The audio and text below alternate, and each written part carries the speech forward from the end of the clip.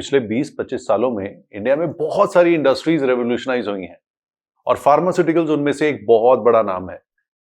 आज अगर इंडिया की जीडीपी की बात करें तो फार्मास्यूटिकल्स एक बहुत बड़ा कंट्रीब्यूटर है। बट क्या ये शुरू से ऐसा ही था? नहीं। तो ये जर्नी कैसे रही है फार्मास्यूटिकल्स की ग्रोथ की इंडिया में? कैसे बद्दी एशिया का लार्जेस्ट फार्मास्यूटिकल हब बना? कैसे हिमाचल प्रदेश में इतनी सारी इंडस्ट्रीज आई फार्मास्यूटिकल सेक्टर में, न्यूट्रास्यूटिकल सेक्टर में और रिलेटेड हेल्थ केयर सेक्टर्स में? और कैसे ये जर्नी इतनी बड़ी बनी कि इंडिया जेनरिक ड्रग्स का दुनिया में one of the largest exporters है? आज के जो हमारे गेस्ट हैं वो हैं दीपक गोयल जी, तिरुपति ग्रुप के डायरेक्टर, और वो हमें बताएंगे कि ये जर्नी फार्मास्यूटिकल इंडस्ट्री के लिए कैसी रही। अगर आपको हमारा ये पॉडकास्ट पसंद आ रहा है तो प्लीज इसे लाइक कीजिए, फॉलो कीजिए, सब्सक्राइब कीजिए और बेल आइकन दबाना बिल्कुल नहीं भूलना, क्योंकि अच्छा कंटेंट आपको तभी मिल पाएगा।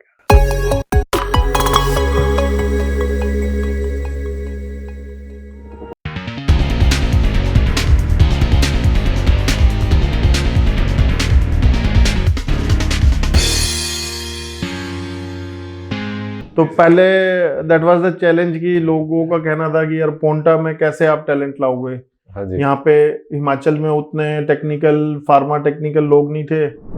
80% urban rich India is protein deficient and even this vitamin D deficient. Quality main आपका मंत्र है जो आपको इस सक्सेस तक ला सकता है। और Deepak Goyal sir, welcome to the podcast. Thank you so much for coming.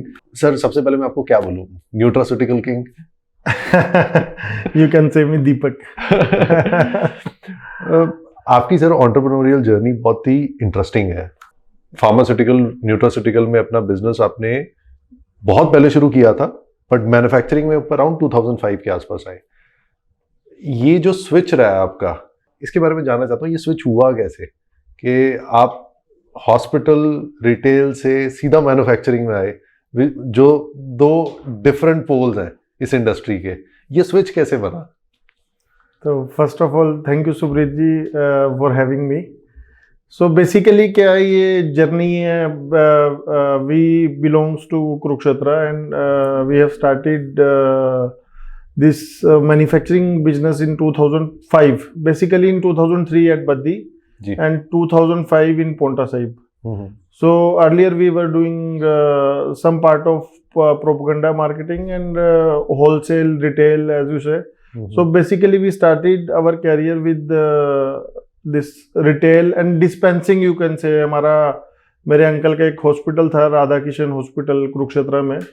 So he's a renowned pediatrician in this area. He is MD from PGI Chandigarh. जी. तो वहाँ पे जो डिस्पेंसरी थी, लाइसेंस डिस्पेंसरी होती थी. Earlier we used to sit there and sell the medicines. Okay. तो वहाँ से हम सब लोग पूरी फैमिली इस हेल्थ केयर के बिजनेस में आए.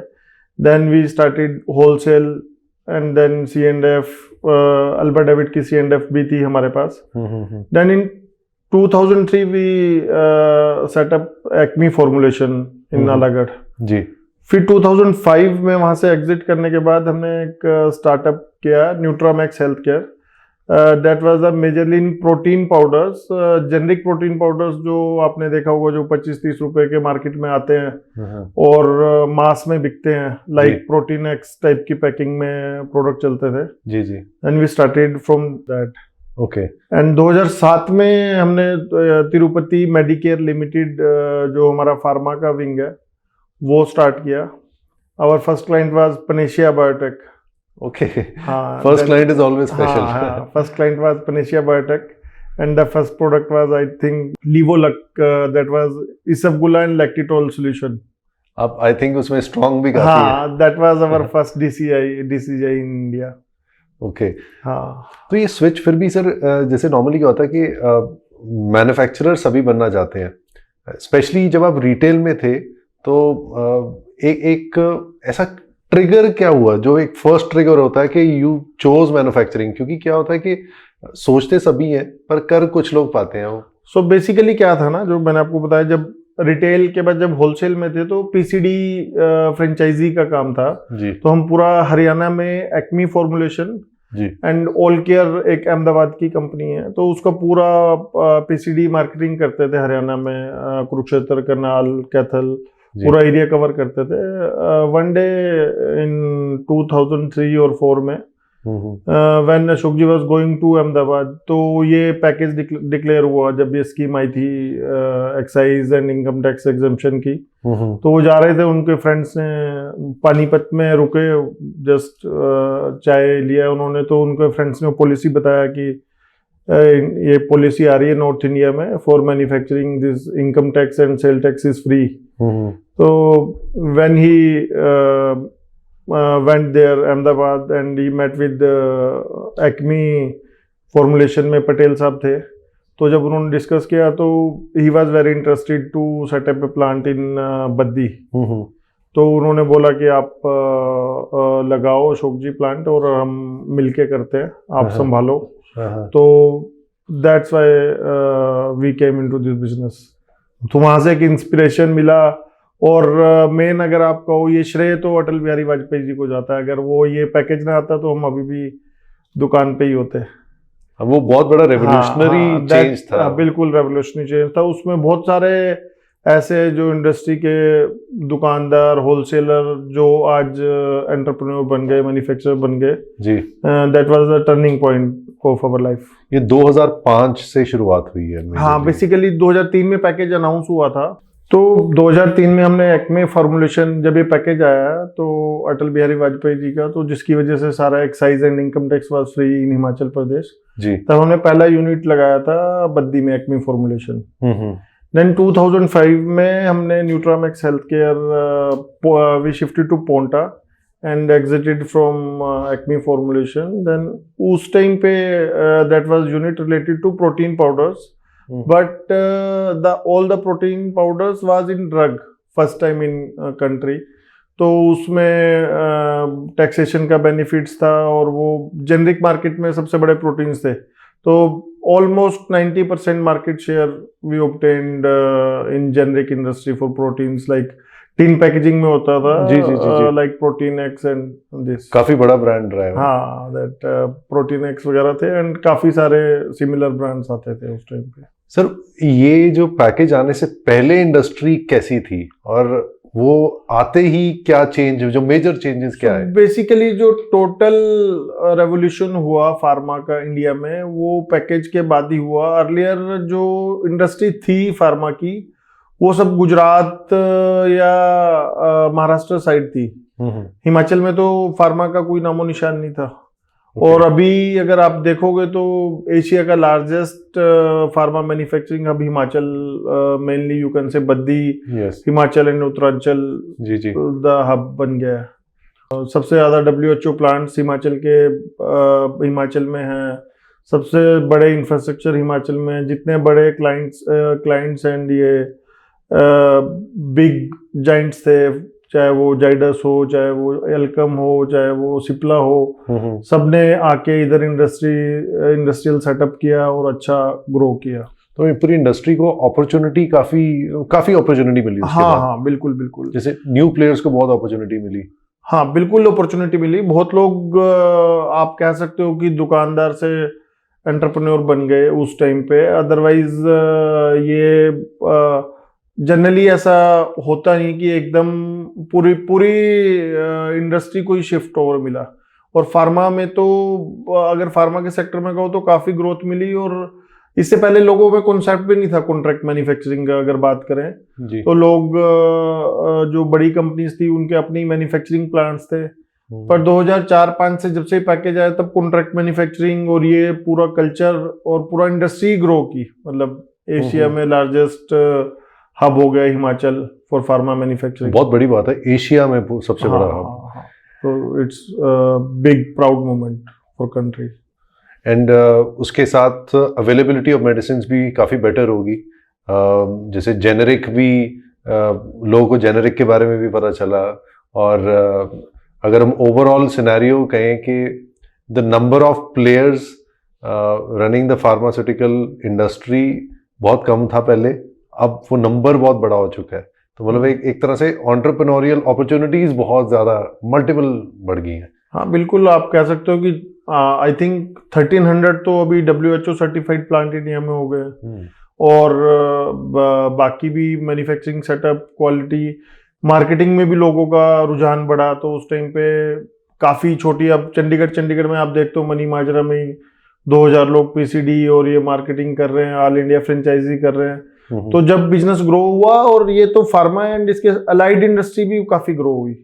तो आप फार्मा के साथ आप देखोगे पैकेजिंग में फॉइल्स है, डब्बी है, कार्टन्स है, लेबल्स हैं, बहुत सारी इंडस्ट्री ग्रो हुई, जिससे पूरा एंड एम्प्लॉयमेंट मिला। जो हिमाचल के जो पिछड़े हुए एरिया थे, बद्दी वगैरह में, अगर हमको याद है जब मैं पहली बार गया तो वहाँ पे एक ढाबा भी नहीं होता था। We use to take bread from Kurukshetra and bread and butter car में रखते थे कि पता नहीं कुछ मिलेगा या नहीं मिलेगा लंच में भी। और आज देखो अब सारे 5 स्टार होटल्स, काफी टोटल चेंज हो गया सिनेरियो। मतलब इंफ्रास्ट्रक्चर अब देखो, कुछ भी देखो, और टोटल सब जो भी हुआ उस पैकेज की देन है।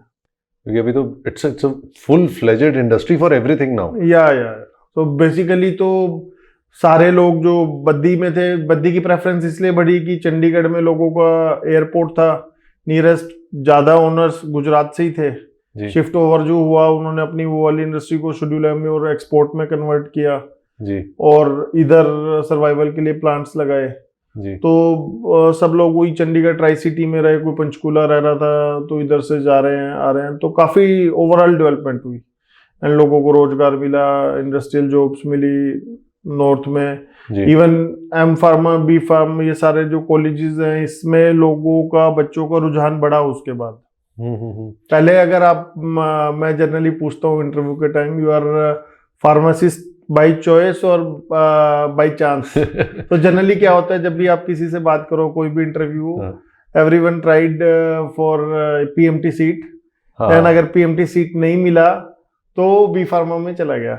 Exactly sir. बट अभी जब ये इंडस्ट्री का इतना ग्रोथ और इंस्पिरेशन बढ़ी, तो अभी कुछ लोग बोलते हैं कि नहीं, by choice B pharmacy, M pharmacy. Otherwise मेरे को पिछले 10 साल में लोगों को यही कहना होता था कि नहीं, बाई चांस यू कैन से, कि उधर नहीं हुआ, BDS ट्राई किया, उधर नहीं हुआ तो बी फार्मा में हो गया। अब तो बाय चॉइस और MBA फार्मास्यूटिकल्स हो गया, बी फार्म MBA प्रोग्राम्स हो गए, people by choice are getting integrated programmes हो गए। और नाइपर काफी अच्छा काम कर रहा है उसमें। नारसी मुंजी हमने last to last year from पिछले 4-5 साल से काफी बच्चे लिए, और इनका चंडीगढ़ यूनिवर्सिटी भी ऑलरेडी कर रहा है M pharm MBA, B pharm MBA। तो बोथ है, M pharm MBA generally we prefer in R&D और portfolio innovation, and B pharm MBA in BD marketing, all this subjects में काफी अच्छी अवेलेबिलिटी हो गई अभी रिसोर्सेज की। जी। So being in this industry since last 11 years for me, I have seen a lot of evolution for a person like me जिसका pharmaceutical proper background नहीं था। Though my father had experience in the pharmaceuticals, but I didn't have any first hand experience, and raw शुरू करने के लिए बहुत difficult होता है। In the last 11 years opportunities flock करके मिली हैं, एंड एक सबसे अच्छी चीज जो मैं इंडिया में जो देखी है कि ऑर्गेनाइज्ड बिजनेस बहुत बड़ा है, और ऑर्गेनाइज्ड और एथिकल बिजनेस की डिमांड भी बहुत बड़ी है, और उसको पुश भी बहुत मिला है।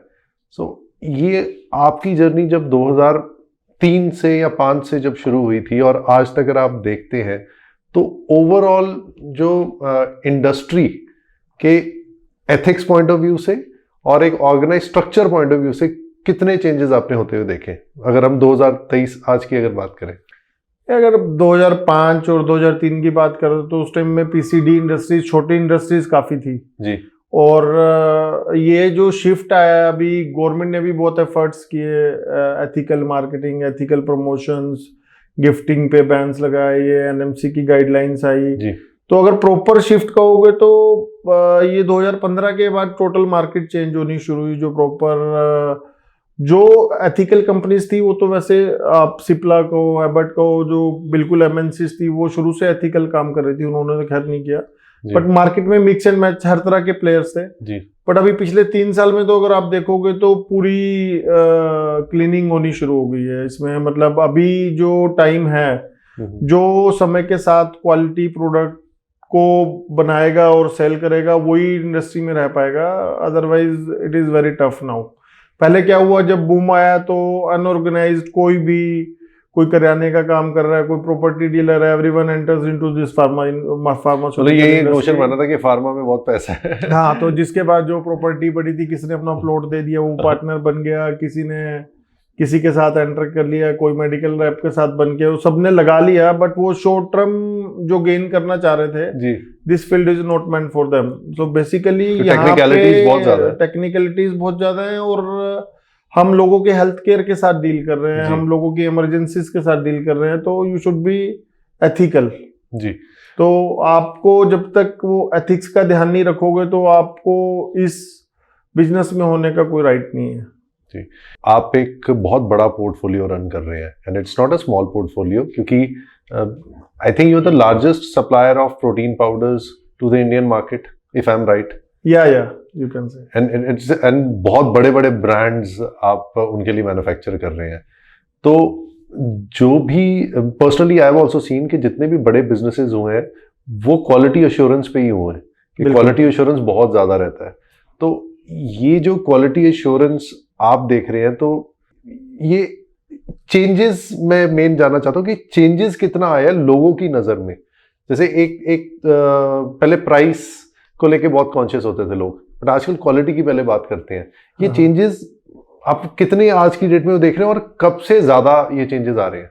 क्वालिटी मेन आपका मंत्र है जो आपको इस सक्सेस तक ला सकता है। और उसके लिए अगर आप बात करो, पहले ये बिजनेस डेवलपमेंट, मार्केटिंग, बीडी कुछ भी नहीं होता था। जब आपने किसी को 2 प्रोडक्ट दिए एंड आपकी क्वालिटी से, सर्विस से सेटिस्फाइड है, फिर माउथ टू माउथ पब्लिसिटी हुआ, देन यू बिकम बिग। तो कोई भी आज ये पोजीशन है, अगर आप बात करते हो कोई भी कंपनी न्यूट्रास्यूटिकल में इंडिया में एंटर करती है तो first refusal give to Tirupati. अगर हम काम करने को मना करते हैं, हमारा कुछ कंस्ट्रेंट है या कोई अदर प्रॉब्लम नहीं है, तो first choice is Tirupati, because हमने डे 1 से ही क्वालिटी को फोकस किया। और क्वालिटी बेसिकली, क्वालिटी एक ऐसा नहीं है जो अभी लोग बोलते हैं क्यूए एक डिपार्टमेंट नहीं है, इट इज इनहेरेंट प्रॉपर्टी। एक पहले आप top to bottom, owners to gate keeper तक आपके हर बंदे में क्वालिटी एक कल्चर है बेसिकली। तो हर बंदे में इनबिल्ट होना चाहिए। मतलब वो प्रोडक्शन में जो प्रोडक्ट बना रहा है उसको भी क्वालिटी कॉन्शियस होना है, जो टेस्ट कर रहा है उसको भी सेम क्वालिटी पैरामीटर्स पे काम करना है, जो उसको फिर क्वालिटी एश्योरेंस क्लियरेंस देके मार्केट में जा रहा है। अगर आप देखोगे मेरे न्यूट्रास्यूटिकल प्लांट्स में हमने लोगों के बच्चों की फैमिली की फोटो लगाई हुई है। तो आप जब when they are preparing a pediatric solution, pediatric proteins, तो that comes into their mind कि ये हमारे बच्चों ने भी खाना है और ये घरों में जाना है, लोगों के बच्चे खा रहे हैं, खेल रहे हैं, तो नेग्लिजेंस का कोई चांस नहीं रहता। तो उनको एक कल्चर लाना, कल्चर इनबिल्ट करना, वो एक टफ टास्क है। और जब वो एक बार बिल्ड हो जाता है फिर आपको कुछ भी गाइड करने की जरूरत नहीं है। जब लोगों में क्वालिटी एम्बेडेड हो जाती है, जो आजकल वर्ड चलता है क्यूबीडी, क्वालिटी बाय डिजाइन, तो आपका प्रोडक्ट जब R&D में बना उस टाइम आपने वो सारे पैरामीटर्स फॉलो कर लिए जो क्वालिटी के लिए नेसेसरी थे, सारे चेक्स एंड बैलेंसेस चेक कर लिए।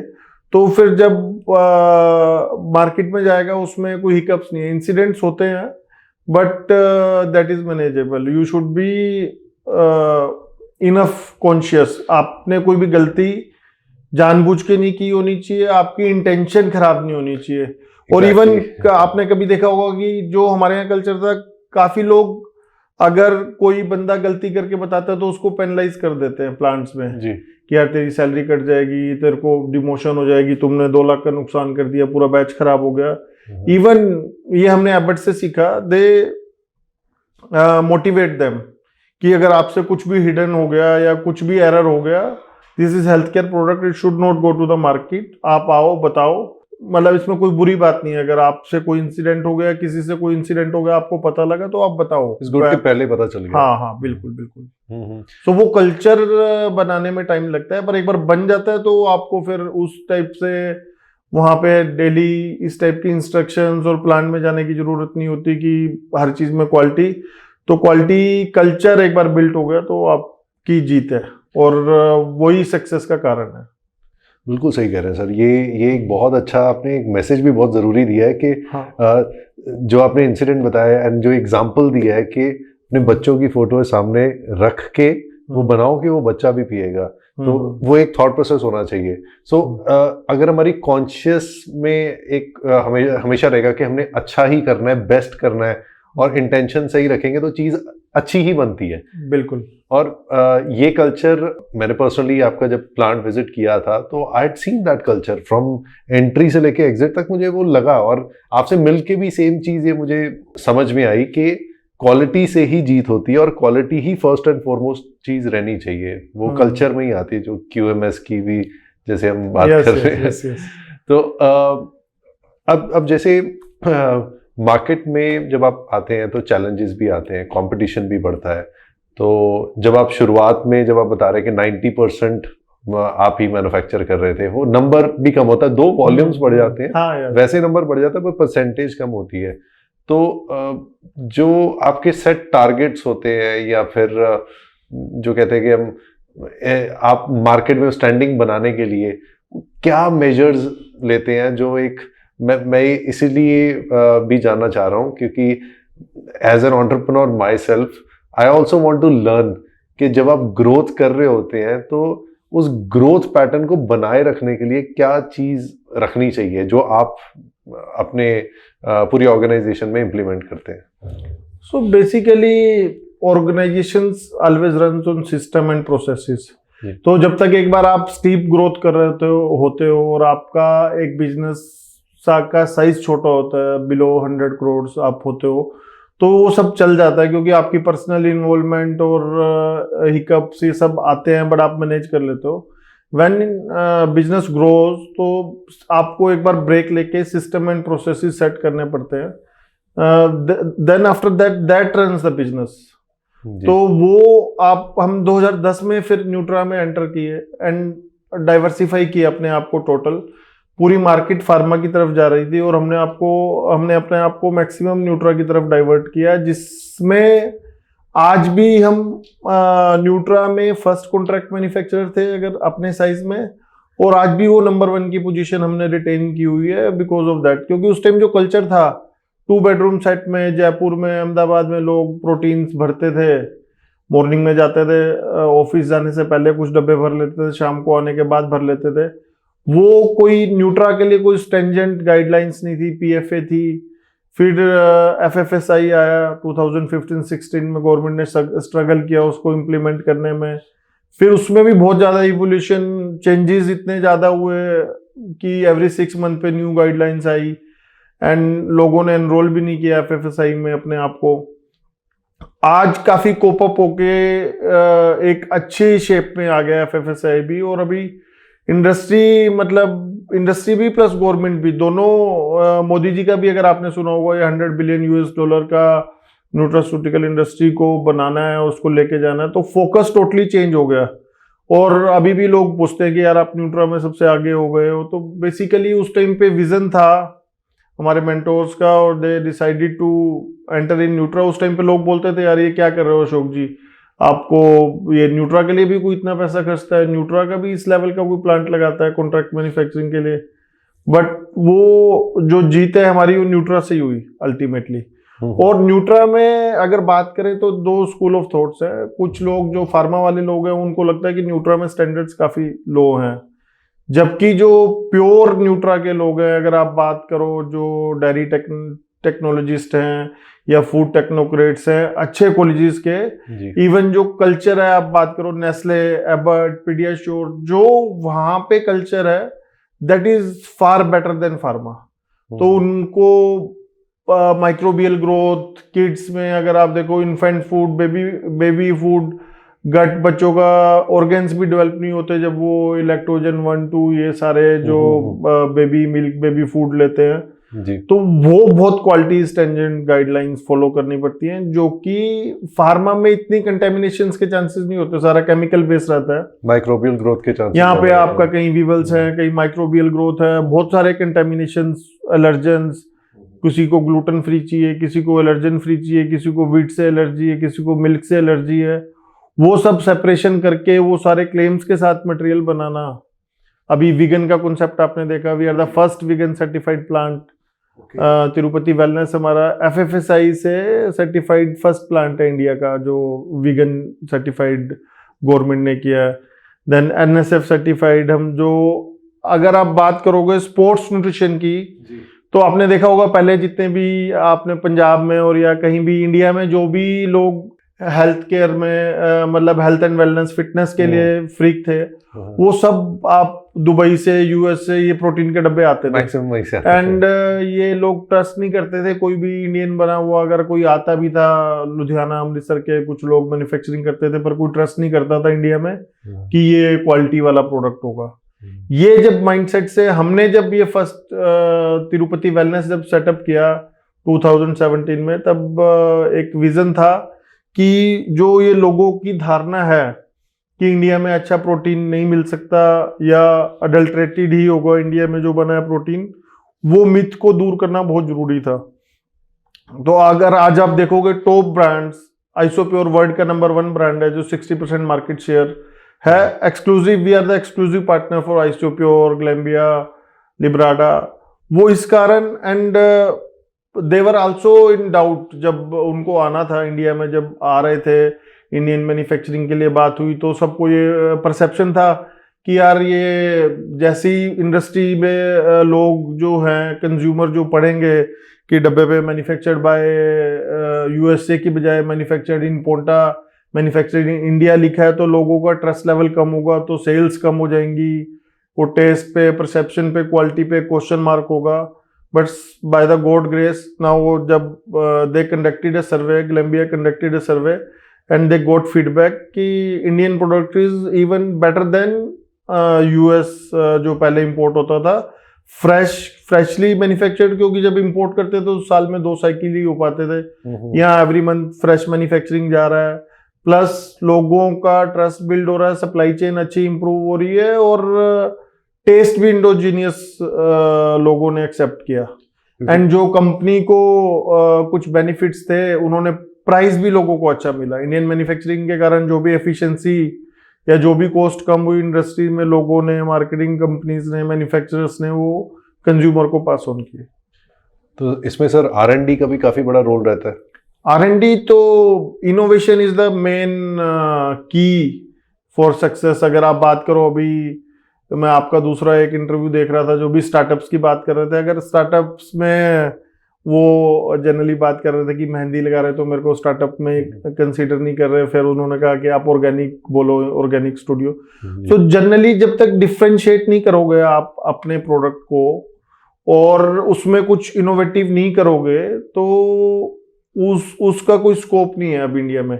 इवन अभी कोई भी कंपनी, कोई भी मार्केटिंग कंपनी ये चाहती है कि मेरा जो प्रोडक्ट है वो first time in India launch हो, उसमें थोड़ा सा भी ट्विस्ट कर दो, थोड़ा सा भी चेंज कर दो, but that should be different, that should be first time in India. तो पूरी जो हमारी ग्रोथ जर्नी है उसमें 2 part, I forget to mention innovation. तो शुरू से हमारा 2005 से ही पहले TRDC था, Tirupati research and development centre, जो DSIR अप्रूव्ड R&D सेंटर था। एंड हमने अभी DSIR की फुल फॉर्म भी बताएंगे थोड़ा सा, हम चाहते हैं कि सब जाने कि क्या चीज है ये बेसिकली एक सेंट्रल गवर्नमेंट का एक ये था, स्कीम था, जिसमें वो इनोवेशन को देख के इंडस्ट्रीज को R&Ds को सब्सिडाइज करते थे और एक क्वालिफाई करते थे कि जो आपकी R&D है उस लेवल की है, देन दे सर्टिफाइड, एंड फिर कुछ आपको ग्रांट आता था उसमें सब्सिडी के लिए। ओके। एंड फिर हमने अभी जब 2017 के बाद ये Tirupati TIC, Tirupati innovation centre हमने बनाया जी। तो नाउ मोर देन 250 साइंटिस्ट और one of the you can से out of the state R&D centre है हमारा नॉर्थ इंडिया में। और लेटेस्ट इंस्ट्रूमेंट्स, अगर आप एनालिटिकल की बात करो, एनालिटिकल कैपेबिलिटीज मस्ट अभी। तो 250 plus scientist are associated with या with Tirupati and in a small town Paonta Sahib. तो पहले दैट वाज द चैलेंज कि लोगों का कहना था कि यार पोंटा में कैसे आप टैलेंट लाओगे।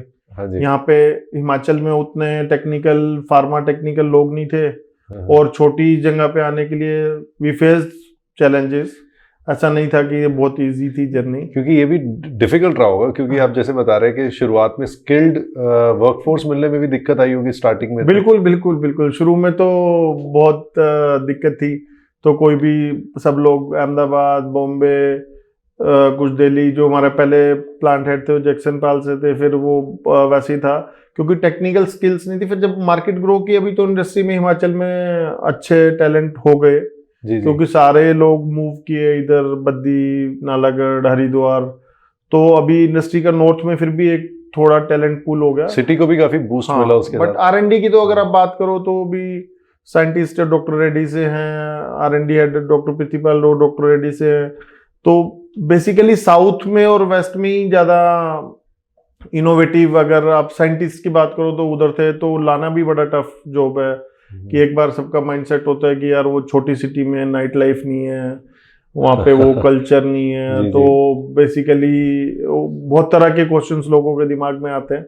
बट आए तो पोंटा एक ऐसी सिटी है कि वो पाँव टिका, जैसे गुरु गोविंद सिंह जी आए थे ना, तो उनके घोड़े का पाँव टिका था, तो पाँव टिका है बेसिकली। तो जो आ गया पोंटा में जनरली वो एडजस्ट हो जाता है, और उसका वहाँ पे जो वातावरण है, कल्चर है, आपका जो वाइब्स हैं, क्लीनलीनेस है, जी। वो लोग बहुत पॉजिटिव वाइब्स आती हैं। बहुत पॉजिटिव वाइब्स हैं। तो ये आपने ये I think not many people must be knowing about this के जो पोंटा साहब का नाम पाँव टिका, ऐसे गुरु गोविंद सिंह जी जब आए थे, तो ये पूरा गुरुद्वारा में अगर आप कभी गए होंगे तो वहाँ एंट्री पे पूरा ब्रीफिंग लगा हुआ है। गुरु गोविंद सिंह जी क्रॉस कर रहे थे जी, एक दिन नाइट में, तो उनके घोड़े का पाँव फंस गया था यमुना रिवर में जी। तो then he stayed for night जी, और जब रात को रुके तो उनको बहुत अच्छा लगा। उसके बाद उन्होंने फिर वहीं पे रह के पूरी ये 3 साल 3.5 साल वो रुके, पूरी सेना बनाई। तो देन इट वाज पाउंड टिका। तो प्रोनाउंसिएशन चेंज होते होते वो पोंटा साहिब हो गया। पर सिखों का तो जब हम आए तो मेनली सिर्फ वहां पे जो भी बिजनेस था गुरुद्वारे के आसपास ही था। और ये बसेस आती थी आपकी अमृतसर, भटिंडा, और ये सब सिर्फ रिलीजियन बेस्ड बिजनेस था। फिर जब इंडस्ट्री धीरे धीरे फ्लोरिश की 2005, 6, 7 में, तब थोड़ा डेवलप हुआ। अदरवाइज तो Paonta Sahib is known for gurudwara only. जी। आप आई थिंक आपका रेजिडेंस भी पोंटा साहब में ही है। हाँ, हमारा रेजिडेंस भी पोंटा साहब में ही है, बहुत पास है गुरुद्वारे के। और I really like stay in Paonta Sahib. बिल्कुल नीट एंड क्लीन, आपको कोई ट्रैफिक नहीं है। इवन लंच करने जाना होता है तो 10 मिनट में आप घर पहुंच गए, 5 मिनट में आप वापस आ गए। तो वैसा जैसा बॉम्बे में या दिल्ली में जो ट्रैफिक है, पोल्यूशन है, रिलैक्स लाइफस्टाइल। हाँ बिल्कुल रिलैक्स लाइफस्टाइल यू कैन से। नॉर्मली सर कहा जाता है कि अगर आपको अपॉर्चुनिटी चाहिए, कुछ आगे लाइफ में बढ़ना है, तो you have to go to bigger cities. तो ये आपने एक रिवर्स ट्रेंड शुरू किया है कि अगर आपको बड़ा बनना है या कुछ अच्छा करना है एंड तो कम टू पोंटा साहब। तो बेसिकली क्या है ना सर, अगर आप इंडस्ट्री में कभी भी देखोगे तो इंडस्ट्री हमेशा शहर से बाहर होती है। जी। वो जो कहावत है उसमें ये है कि आपको अपना घर छोड़ना पड़ता है जी। तो हम भी कुरुक्षेत्र में थे, आपको अपना कंफर्ट लेवल, वो जो कहावत बेसिकली इसलिए थी कि आपको घर से बाहर निकलना है। अगर आपको सक्सेस होना है, अगर आप पैम्पर्ड एनवायरनमेंट में रहोगे, अपने घर में अपने कंफर्ट जोन में रहोगे, तो आप उतना ग्रो नहीं कर सकते। आप कुछ भी करने के लिए बाहर निकल जाते हो, अपनी सिटी से बाहर चले जाते हो, अननोन सिटी में, वहां पे आपको देन पूरा शुरू से स्ट्रगल करना पड़ता है, चाहे वो सिटी बड़ी हो छोटी हो। तो वो बेसिकली उसके लिए बनी थी कहावत। पर इंडस्ट्री तो जनरली सिटीज से दूर ही रही और यू कैन से पोंटा सूट किया हमको। Sir if you talk about entrepreneurship in general, normally क्या होता है कि हम किसी भी एंटरप्रेन्योर को दिखते हैं, हमें उसकी लग्जरीज दिखती हैं, उसकी वो चीज़ें दिखती हैं कि एक मुकाम पे पहुंच गया है, तो वो लाइफ से लोग या तो इंस्पायर होते हैं या एनवी होते हैं, ये चीजें होती हैं। हाँ। बट उसकी जर्नी के बारे में किसी को नहीं पता होता, और वो कहते कि जैसे कितने कांटों से निकल के वो ताज मिला होता है। बिल्कुल बिल्कुल। सो एक बेसिक जो मैं चीज चाहता हूं कि आप बताएं सभी को कि एंटरप्रेन्योरशिप का मतलब क्या है आपके हिसाब से, जो स्टार्टिंग में भी था और जो आज तक जो आइडियल्स चल रहे हैं, और क्या सोच होनी चाहिए एक एंटरप्रेन्योर के लिए। तो बेसिकली क्या है सुप्रीत जी, जो एंटरप्रेन्योर होता है उसको सबको साथ लेके, और जो आप बोल रहे हो दैट इज रियली ट्रू। तो जर्नी जो एंटरप्रेन्योर की पूरी कांटों से भरी होती है। लोगों को लगता है कि अपना बिजनेस है, जब मर्जी जाओ जब मर्जी आओ, कोई रिस्ट्रिक्शंस नहीं है। ये लगता है बहुत ज्यादा। पर जनरली जब आप देखते हो सारा ऑफिस चला जाता है, आप लोग रात के 11 बजे एंटरप्रेन्योर बैठे रहते हैं, मॉर्निंग में अर्ली आते हैं और घर जाने के बाद भी नींद नहीं आती। तो ये मेरा यंग एंटरप्रेन्योर्स या स्टार्टअप्स को सबको यही मेरा कहना है कि जब भी कोई चीज स्टार्ट करते हैं, it is very tough, and सबका गेस्टेशन पीरियड अपना होता है। तो कई बार हमको लगता है 1 साल 2 साल 3 साल के बाद कि नहीं, ये नहीं हो पाएगा। तो अगर आपका राइट डिसीजन है और आप पूरे पैशन के साथ अपने बिजनेस में लगे हुए हैं, तो यू गोट सक्सेस।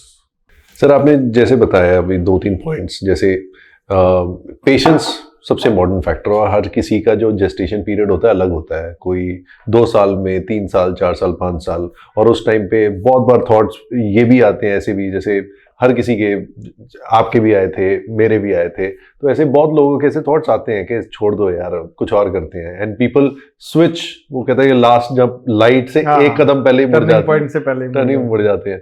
तो एक कोई ऐसा सोल्यूशन आप देना चाहेंगे कि वो क्या थॉट प्रोसेस या कोई ऐसी क्या चीज आप करें साथ साथ जिससे वो लगे रहे, मतलब वो एक मोटिवेशन होता है ना, जो सेल्फ मोटिवेशन, जैसे एक लाइन है कि मोटिवेशन इज अ स्पार्क, जो पेशेंस और डिसिप्लिन है वो छोटी सी स्पार्क है जो हम खुद ही जलाते हैं, तो वो जल ही रहे, उसके लिए क्या तो गुरु मंत्र होना चाहिए? सबसे अच्छा जो सेल्फ मोटिवेटेड रहने का सोर्स है वो तो आपको बुक रीडिंग, जितने अच्छी ऑथर्स हैं उनकी बुक रीडिंग की हैबिट्स होनी चाहिए। देन आपको इंडस्ट्री में क्या हो रहा है, न्यूज़ और ये पूरा अपडेटेड होना चाहिए। और some part of yoga meditation also help, क्योंकि देखो स्ट्रेस से भरी लाइफ है। और बाकी तो जो भी यंग जनरेशन है, अपने आप को मतलब कुछ मी टाइम भी देना चाहिए।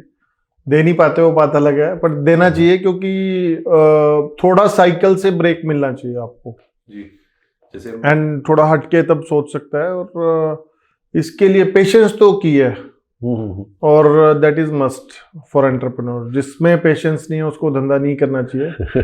और सेम वाज विद मी, मैं सबसे ज्यादा इम्पेशेंट था, मतलब मेरे को उतना वेट करना 3 साल 4 साल 5 साल, वो दैट वाज टफ। वो एक मेंटोरिंग जो मेरी भी हुई, उससे मेरे को लर्निंग मिली। और आज भी इवन अगर किसी को भी बिजनेस करना है तो पेशेंस बहुत जरूरी है।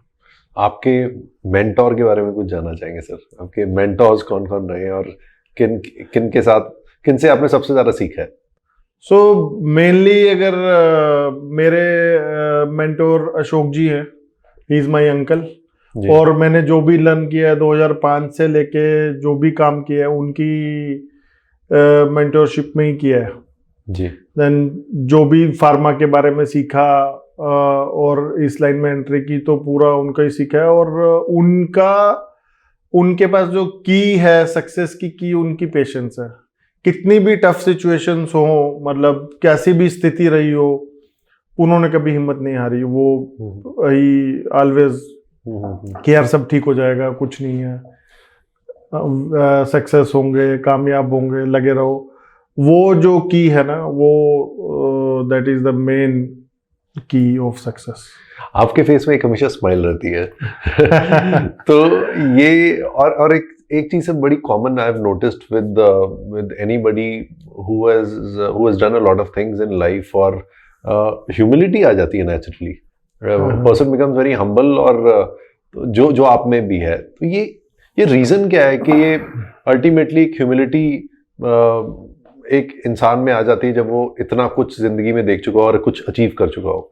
ह्यूमिलिटी तो मस्ट है यार। अगर आप बेसिकली आपका अगर पैसा नया नया है तो एक बार चेंज होता है, बट अगर आप उस बैकग्राउंड से आए हो, जमीन से आए हो, तो आपको लोगों के सरकमस्टांसेस, लोगों की हेल्प करने में इंजॉय, जो आप बोलते हो कि छोटे शहरों में क्या होता है कि आपको किसी की हेल्प करने में जो अच्छा फील होता है, वो अभी अपने ऊपर कुछ भी स्पेंड करने से वो फीलिंग नहीं आती। जी। जो फीलिंग आती है लोगों की मदद करके, लोगों को गाइड करके, लोगों को कंसल्ट करके, वो आपको फीलिंग किसी काम में नहीं आती। तो you should be humble. Humble तो होना ही चाहिए उसमें। CSR एक्टिविटीज भी काफी करते हैं। हाँ, CSR एक्टिविटी हमारा ग्रुप काफी करता है। तो हमने गौशाला अडोप्ट की हुई है बच्चों की। इवन जितने भी हमारे यहाँ एम्प्लॉयज हैं उनकी 15,000 एंड बिलो सैलरी के लोग हैं, उनके दोनों मेल और फीमेल चाइल्ड की किसी भी प्राइवेट स्कूल में एजुकेशन फ्री है। वो अपने बच्चे को इवन जहाँ पे आपके मैनेजर्स या GM बच्चे पढ़ा रहे हैं, उसी स्कूल में आपके लेबरर्स भी बच्चे पढ़ा सकते हैं, और उनकी टोटल फीस कंपनी पे करती है। और फिर दूसरी एक्टिविटी जैसे स्पोर्ट्स एक्टिविटी है, अगर कोई भी नेशनल या स्टेट खेलने जा रहा है तो हम लोग उनको स्पॉन्सर करते हैं। फिर other small activities like protein, TB hospitals में जहाँ जैसा लगता है, मतलब इवन करते हैं। We have also Tirupati charitable trust, जिसमें employees as well as company दोनों इक्वल शेयर में एवरी मंथ हम डिपॉजिट करते हैं। शुरू हुआ था जब बद्रीनाथ केदारनाथ में जब फ्लड आया था, जी। तो देन वी गैदर्ड मनी की राहत कोष के लिए, तो 8-10 लाख रुपए इकट्ठे हुए। देन फिर वहां पे इतना ज्यादा फंड्स हो गए, फूड हो गया कि वेस्ट हो रहा था, तो डोनेट उतना नहीं किया हमने। तो फिर आइडिया आया कि ये सारा है, अगर किसी की भी घर गिर गया, मकान में कोई प्रॉब्लम हो गई, जो वर्कर्स हैं, तो उसके लिए एक इमीडिएट रिलीफ चला जाता है। किसी की डेथ हो गई तो उसकी क्रिमिनेशन से पहले 25,000 रुपीज उसमें से चले जाते हैं। और एक कमेटी बनी हुई है, उसमें इवन ओनर्स का ज्यादा रोल नहीं है, 5 लोगों की कमेटी। अगर उसको लगता है किसी का भी कैंसर है, कोई ट्रीटमेंट चल रहा है, कोई PGI में है, कुछ जेन्युइन प्रॉब्लम है, तो they can decide and donate there. तो बट उसमें कॉज ओरिजिनल ये वेरीफाई करते हैं कि प्रॉब्लम है, then even inside the factory and outside the organisation भी उसमें से हम डोनेट करते हैं। ये किसी ऑर्गेनाइजेशन या फिर एक एंटरप्रेन्योर के लिए ये जो हम कहते हैं सेवा कितनी जरूरी है, ये और किस लिए जरूरी है, थोड़ा सा ये भी। ये तो देखो, अगर giving back to society, basically जहां से आपने सब कुछ गेन किया, जो रिसोर्सेज यूज किए पूरे इसके दुनिया में, जब हम आए थे तो खाली थे, जो भी हमने गेन किया यहीं से किया, तो giving back to the society एक तो मोरल रिस्पॉन्सिबिलिटी है। और अभी तो अच्छा हुआ गवर्नमेंट ने मैंडेट भी कर दिया कि आपको टोटल इनकम का, अगर 100 करोड़ से बड़ी कंपनी है तो 2% तो गवर्नमेंट को सोशल काजेज में देना ही है, जो एक मैंडेट बन गया। तो इसलिए थोड़ा फंड ज्यादा इकट्ठा होने लगे, लोगों के दिखने लगे। अदरवाइज सारे एंटरप्रेन्योर तो शुरू से, अगर रतन टाटा जी की बात करो, किसी की बात करो आप, तो डोनेट करते ही आए हैं। बट ये हमारा एक मोरल रिस्पॉन्सिबिलिटी है कि जहां से हम ग्रो किए, वहां से लोगों को कैसे ग्रो करें, कैसे स्किल डेवलपमेंट में, कैसे किसी भी नोबल कॉज में आप आगे होके आए। बेसिकली तो आप एक जरिया हो, करवाने वाला तो भगवान है, आप तो एक उसका माध्यम हो कि वो आपके थ्रू अच्छी एक्टिविटीज हो रही हैं और आप उसका एक पार्ट हो। जी sir, coming back to pharmaceutical और हेल्थ केयर मैन्युफैक्चरिंग में, तो हर कोई एक इंडस्ट्रियलिस्ट बनना चाहता है, हर कोई चाहता है कि एक फैक्ट्री हो और एक फैक्ट्री के मालिक बने। तो चैलेंजेस क्या होते हैं एक मैन्युफैक्चरर होने में? सो बेसिकली वैसे तो अगर आप कोई भी फैक्ट्री या बिजनेस, बड़े बिजनेस की बात करो, तो डिफिकल्टीज तो सब में, जैसे हमने बात किया, इनिशियल 4-5 साल तो सबके स्ट्रगलिंग है। बट ये स्पेशली फार्मा और न्यूट्रास्यूटिकल तो एक टेक्निकल फील्ड है। और अगर आप क्वालिटी माइंडसेट है और आप में कुछ अर्निंग के अलावा कुछ लोगों की सेवा करने की या लोगों के लिए काम करने की भावना है अच्छे मन से, तभी आपको इस इंडस्ट्री में आना चाहिए। इंसानियत और क्या आप कहते हैं ना, इसमें टफ है। मतलब जो आपकी पनिशमेंट्स हैं, अगर आपका एरर हुआ, कोई सैंपल फेल हुआ, कुछ चीजों में लाइफ टाइम इम्प्रिजनमेंट है, कुछ चीजों में आपको हैवी पेनल्टीज हैं, तो उतना इजी नहीं है। मतलब बाकी बिजनेस में क्या है ना, मॉनेटरी लॉसेस है। तो यहाँ पे अगर आप खुद नहीं हो, टेक्निकल लोगों पर डिपेंड हो, आपकी मॉनिटरिंग और आपकी सुपरविजन या आपकी कंपनी में वो कल्चर एम्बेडेड नहीं हो पाया जो आप चाह रहे थे क्वालिटी का, तो ये अंगारों की सड़क पे चलने वाला काम है। बेसिकली बड़ा टफ जॉब है और किसी भी लेवल तक आपको इसमें खामियाजा भुगतना पड़ सकता है। अगर मतलब एक छोटी सी लापरवाही से, आपने न्यूज पढ़ी होगी गाम्बिया में कितने बच्चों की जानें चली गई। जी। वो इस टाइम सबसे बड़ा क्लिक पॉइंट बना हुआ है इंडिया में। क्वालिटी सारे कैंपेन चल रहे हैं, रिस्क बेस्ड इंस्पेक्शन, आरबीआई, अभी आपने सुना होगा इंडस्ट्री में आरबीआई पूरा, पहले आरबीआई तो बैंक को ही जानते थे हम, अभी आरबीआई जो भी देखते हैं वो बोलता है आरबीआई इंस्पेक्शन होगी और मेरे 4 सेक्शन बंद कर दिए, ये कर दिए। वो लोग इसमें सीफा ब्लॉक में नॉन बीटा बना रहे हैं, बीटा में नॉन बीटा बना रहे हैं। मतलब बहुत सारे जो नोइंगली लोग कर रहे हैं फार्मा में, और अननोइंगली भी कर लेते हैं क्योंकि वो नॉलेज नहीं होती जी। तो मेरा ये मानना है कि फार्मा वैसे बड़ा ऑर्गेनाइज्ड इंडस्ट्री है, तो आपको ये माइंडसेट करके ही करना चाहिए। उसमें शॉर्टकट्स जो करना चाहते हैं लाइफ में, ये इंडस्ट्री उनके लिए नहीं है जी। तो अगर आपने कुछ भी सिस्टम प्रोसेसेस या बाईपास किए तो उसका कितना खामियाजा आपको भुगतना पड़ सकता है और कितना पब्लिक को भुगतना पड़ सकता है, उसका कोई लिमिट नहीं है जी। हम वही सर, क्वालिटी, जैसे क्वालिटी इंश्योरेंस की पहले भी हमने बात की, दोबारा भी फिर घूम फिर के वहीं पे आ रहे हैं। हाँ। तो आपके हिसाब से जो क्वालिटी पैरामीटर्स के जो नंबर ऑफ मैन्युफैक्चरर्स इंडिया में काफ़ी इंक्रीज हो गए हैं या हो रहे हैं डे बाय डे? जैसे आप भी हम अगर न्यूट्रास्यूटिकल में खासकर बात करते हैं, तो अब ये जैसे पैरामीटर्स आप फॉलो कर रहे हैं, तो ऐसे भी मैन्युफैक्चरर्स काफ़ी हो गए जो कॉन्शियस हो गए and they are doing the best. देखो, फार्मा में तो अगर आप बात करोगे इंडस्ट्री काफी ग्रो हो गई है, तो फार्मा में काफी ऑर्गेनाइज्ड वे में इंडस्ट्री हो गई है। न्यूट्रा में अभी भी बहुत कम प्लेयर हैं जो ऑर्गेनाइज्ड वे में, क्वालिटी में और इन सब चीजों को ध्यान रख के काम कर रहे हैं। वहां पे भी कहीं ना कहीं इंटरप्रिटेशंस, रेगुलेशंस में लूपहोल्स हैं जिसको लोग मिसयूज करके प्ले कर लेते हैं जी। बट आने वाला टाइम बड़ा टफ है। मतलब अब सबको वो न्यूट्रा भी फार्मा से ज्यादा टफ होने वाला है, और आपका बेसिकली जो मैंने आपको कहा ना, माइंडसेट एक चेंज होना बहुत जरूरी है। एक ये रिस्ट्रिक्शंस तो गवर्नमेंट की एक फॉर्मेलिटीज है, वो भी कितनी करेंगे, पर जब तक अपना माइंडसेट, अपना कल्चर नहीं चेंज होगा तो वो न्यूट्रा में अगर आप बात करो, न्यूट्रा में ऑर्गेनाइज्ड प्लेयर अभी भी बहुत कम है। मतलब पूरे इंडिया में अगर आप कॉन्ट्रैक्ट मैन्युफैक्चरिंग की बात करो तो 4-5 से ज्यादा लोग नहीं है जो ढंग से ऑर्गेनाइज्ड वे में मैन्युफैक्चरिंग कर रहे हैं। ओके। तो there is huge scope to change अभी। ओके, अपॉर्चुनिटीज पर बहुत है। हाँ, अपॉर्चुनिटीज हैं जो कंपनीज के अपने अभी मैन्युफैक्चरिंग प्लांट्स है, नेस्ले है, एबर्ट है, वो अच्छा काम कर रहे हैं। कॉन्ट्रैक्ट मैन्युफैक्चरिंग में अभी इम्प्रूवमेंट का काफी स्कोप है न्यूट्रा के।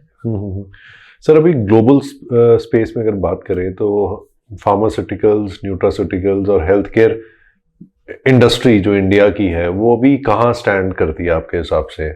इन टर्म्स ऑफ क्वालिटी तो एक पार्ट है ही है, उसके अलावा स्पेस को लेके कि हमारी कितनी प्रेजेंस है अभी? सो बेसिकली अगर आप देखोगे पिछले एक डिकेड में, मेनली 4-5 साल में, ये जो फिटनेस है, सेल्फ अवेयरनेस है, इवन स्पेशली इन कोविड, लोगों का रुझान काफी बढ़ा है। पहले जैसे कोविड में लोगों ने वेट गेन किया, फिर लोगों ने हेल्थ एंड फिटनेस की तरफ अडॉप्ट किया। बहुत लोगों ने मतलब अपना लाइफस्टाइल, कल्चर, फूड हैबिट, लोगों को थोड़ा सा प्रिवेंटिव पूरा सोच चेंज हो गया, लोगों का जीने का नजरिया चेंज हो गया। तो मार्केट भी काफी फास्टेस्ट ग्रोइंग आप कह सकते हो, डबल डिजिट में ग्रो कर रही है। एंड अभी ग्लोबल न्यूट्रास्यूटिकल मार्केट का 2% मार्केट शेयर अभी इंडिया में है, जो कि उम्मीद लगाई जा रही है कि हमारा 2030 तक 8%। पर बहुत ज्यादा ना भी, जैसे फार्मा में हमारे पास बिजनेस के लिए डाटाज हैं, न्यूट्रा में उतना ऑर्गेनाइज डाटा इंडस्ट्री का नहीं है, मतलब कुछ एसोचैम से मिल जाता है, कुछ यूरोमॉनिटर से मिल जाता है, उतना ऑर्गेनाइज्ड वे डाटा नहीं है कि आपको पूरा मैपिंग की जा सके। तो इसका क्या कंट्रीब्यूशन होना चाहिए जो भी इस लाइन में, what is the right pathway जिससे ये इंडस्ट्री बड़ी हो और ऑर्गेनाइज्ड हो, और जैसे आप कह रहे हैं कि एक ग्लोबल अपॉर्चुनिटी क्रिएट हो। हाँ हाँ, क्योंकि इंडिया से भी न्यूट्रास्यूटिकल्स मैक्सिमम एक्सपोर्ट हो। नहीं बिल्कुल बिल्कुल, जो अभी इस टाइम पे जो स्कोप है, और स्कोप बहुत अच्छा है इस टाइम पे, जो D2C कंपनीज आ रही हैं और जो मार्केट इंडिया में ग्रो हो रही है। अभी आप अगर देखोगे वर्ल्ड की जो सबसे बड़ी कंपनियां हैं वो इंडिया में एंटर कर रही हैं। लास्ट ईयर उसाना आई, अभी ब्लैकमोर आ रही है, ऑस्ट्रेलिया की सबसे बड़ी न्यूट्रास्यूटिकल कंपनी है जी। तो everyone is having interest to enter in nutra and India market जी। तो चाइना के बाद इंडिया अभी सबसे बड़ी मार्केट हो गई है न्यूट्रा की, और सब लोग आना चाह रहे हैं। तो उसमें वही है कि हमको लोगों के ट्रस्ट को और क्वालिटी को मेंटेन जब करेंगे तो ट्रस्ट बढ़ता है, और जब सब लोग मिलके मार्केट ग्रो करेंगे तो काफी फर्क पड़ जाता है उस चीज पे। तो जैसे हम लार्जेस्ट इंडस्ट्री एशिया की बन गए हैं अपने ड्रग मैन्युफैक्चरिंग में, वैसे ही हमको न्यूट्रा में वो पोजीशन अचीव हम कर सकते हैं इजीली। और डेफिनेटली मेरे को पूरा ट्रस्ट है कि हम लोग ये करेंगे 2-3 साल में, will achieve that position. Similarly Ayurveda is also growing sir. हाँ, आयुर्वेदा तो ओरिजिन ही इंडिया का है, तो बेसिकली इंडिया में तो ऋषि मुनियों के टाइम से आयुर्वेदिक जड़ी बूटियां, अश्वगंधा, तुलसी, हल्दी, अगर आप देखो तो हर हर्ब का कोई ना कोई रोल है, जो भी हम अपने डे टू डे रूटीन में सब्जी में ये सब डालते हैं, यूज करते हैं जी। तो हर हर्ब का, हर मसाले का, स्पाइसेस का, everything have is on functional health benefits. तो आयुर्वेदा पूरा ग्रो कर रहा है, और कोविड के बाद स्पेशली लोग हर्बल चीजों की तरफ डाइवर्ट हुए हैं, ऑर्गेनिक ये नेचुरल चीजों को लेके अपना लाइफ रूटीन्स में इम्प्रूव कर रहे हैं, इम्यूनिटी में इम्प्रूव कर रहे हैं। काफी है। और इंडिया से ज्यादा जो एक्सेप्टेंस अगर आप देखोगे इस टाइम यूएस में, वॉलमार्ट में, जितनी भी ये डेवलप कंट्रीज हैं वो सब आयुर्वेदा की तरफ जा रही है।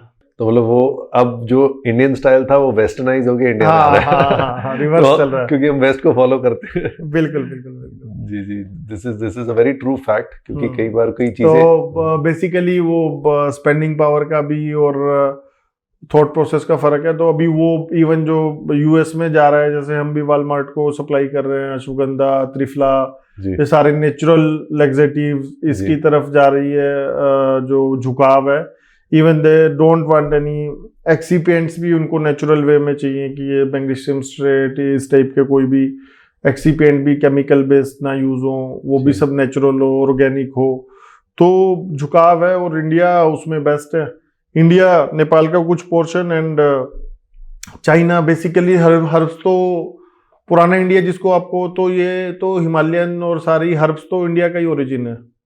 सो इनोवेशन कैसे बढ़ सकती है इंडिया में? Innovation in terms of anything in health care.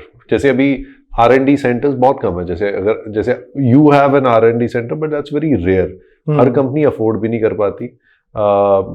ये कैसे बढ़ सकती है? इनोवेशन कैसे हो सकती है? देखो, गवर्नमेंट काफी सपोर्ट कर रही है। अगर आपने देखा होगा पीछे भी 1 लाख करोड़ का एक पैकेज आया है, जिसमें आपको गवर्नमेंट टेस्टिंग लैब्स में इनोवेशन R&D सेंटर्स में काफी बड़ी सब्सिडी दे रही है। लास्ट ईयर में पैकेज आया था, और गवर्नमेंट काफी इस टाइप झुकाव है गवर्नमेंट का कि कैसे इनोवेशन को बढ़ाया जाए, स्पेशली इन हेल्थ केयर और फार्मा के सेक्टर में। तो इवन जितने गवर्नमेंट इंस्टीट्यूशंस हैं, जैसे हमने टाई अप किया IIIM से, नाइपर से, ये भी आप लोगों को इनोवेशन में हेल्प कर रहे हैं।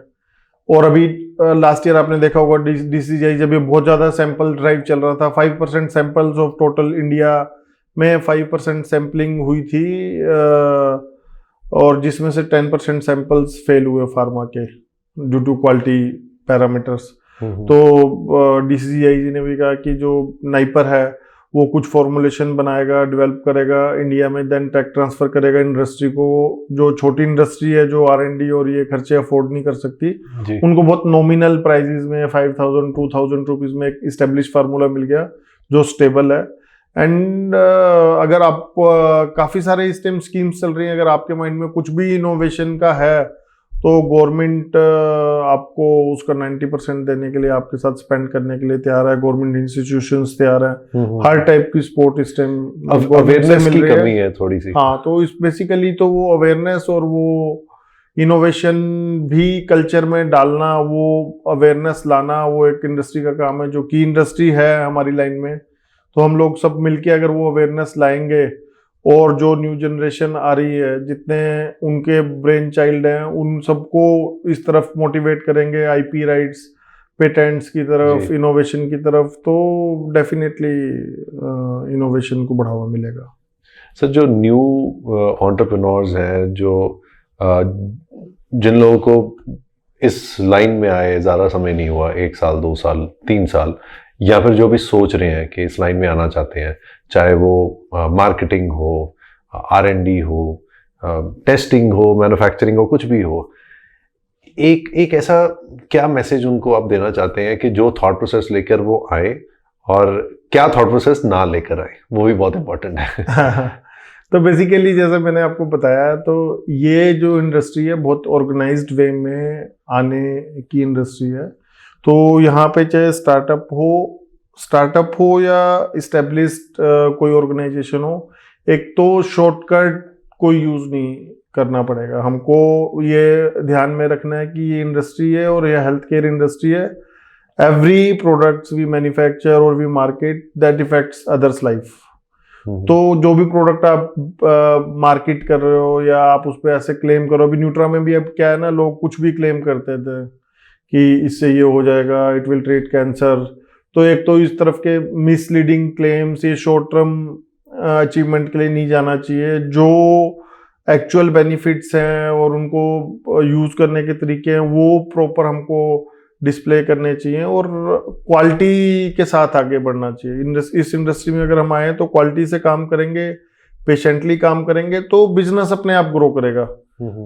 जब आप अच्छा प्रोडक्ट बेच रहे हो तो आपको पता ही नहीं चलेगा कि मेरी इवन मार्केटिंग में भी उतनी जरूरत नहीं पड़ती। आपका माउथ टू माउथ पब्लिसिटी और आपकी इतनी हो जाती है कि अच्छे प्रोडक्ट की क्वालिटी हमेशा क्वालिटी पे जीते है इसमें। जी। तो इसमें अगर आप शॉर्टकट या कुछ भी बाईपास करने की सोचते हैं तो ये इंडस्ट्री बेसिकली उस पर्पस के लिए नहीं बनी है।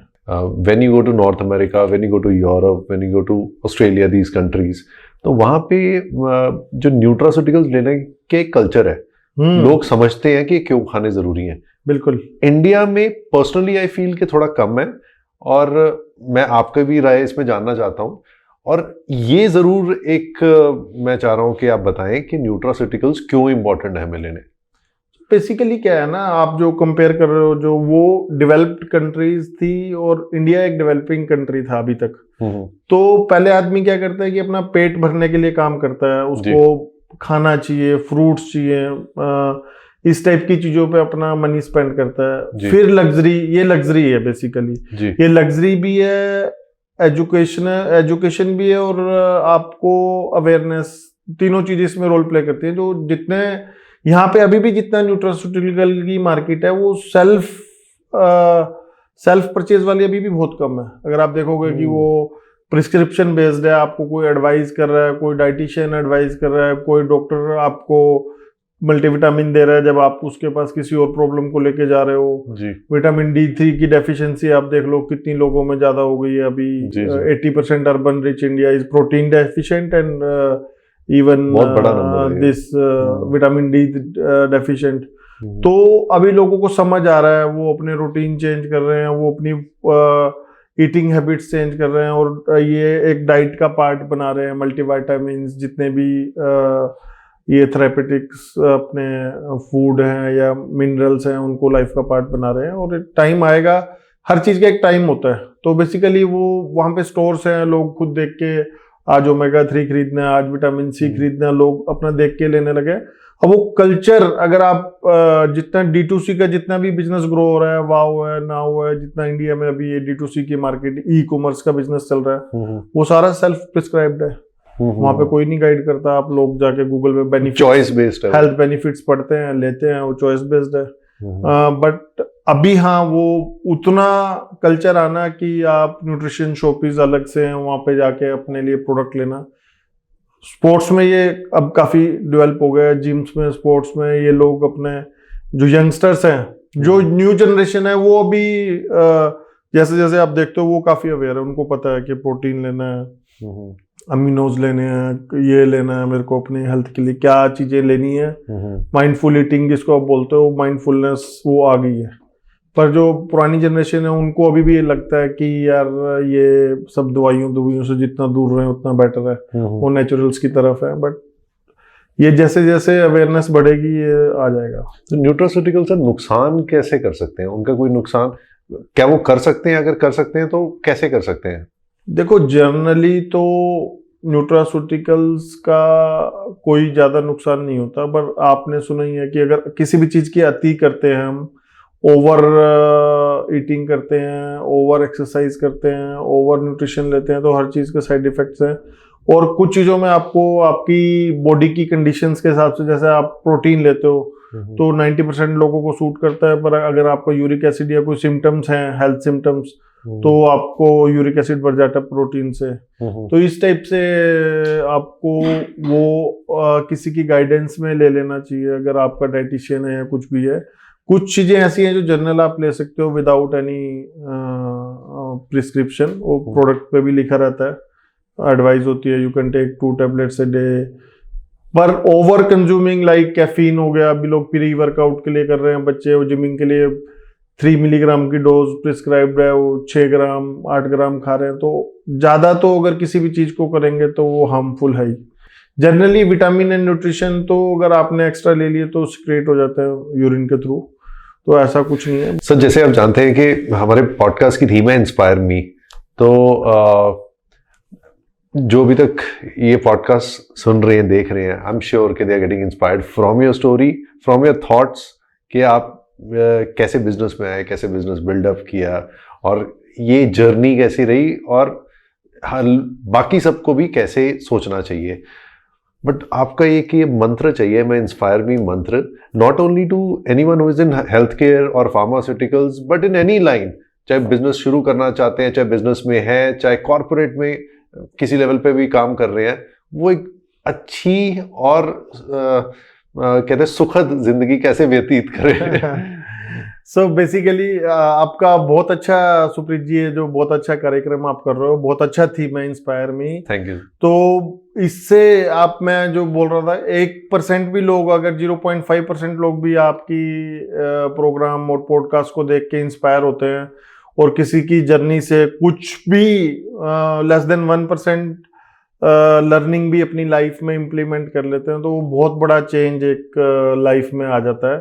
तो मेरा लोगों को वही कहना है कि positive thinking and self motivation रखनी चाहिए, और मेन की चाहे वो स्टडीज हो, चाहे वो आपका कोई भी लाइफ का काम हो, पेशेंटली हमको बिहेव करना चाहिए, पेशेंस के साथ काम करना चाहिए, और will definitely got success when जो भी काम कर रहे हैं उसको पूरा जुनून से करो। और मेरा यंगस्टर्स को ये कहना है कि एक स्टेबिलिटी लानी चाहिए लाइफ में। अगर आप कहीं भी कुछ भी करने जा रहे हो, तो जो आपकी जर्नी है शुरू की, वो लगता है स्ट्रगलफुल है, मतलब बंदे को लगता है कि यार मेरे को 20,000 रुपये मिल रहे हैं, मैं इतना ही काम करूंगा 9 to 5, बट उसको ये नहीं लगता कि वो अपना कैरियर या अपना आने वाला टाइम खराब कर रहा है। और जिन बच्चों में अभी पैशन है, वो इवन आप देखोगे, मेरे पास भी कुछ ऐसे एग्जांपल हैं, जो फर्स्ट ईयर का फ्रेशर बच्चा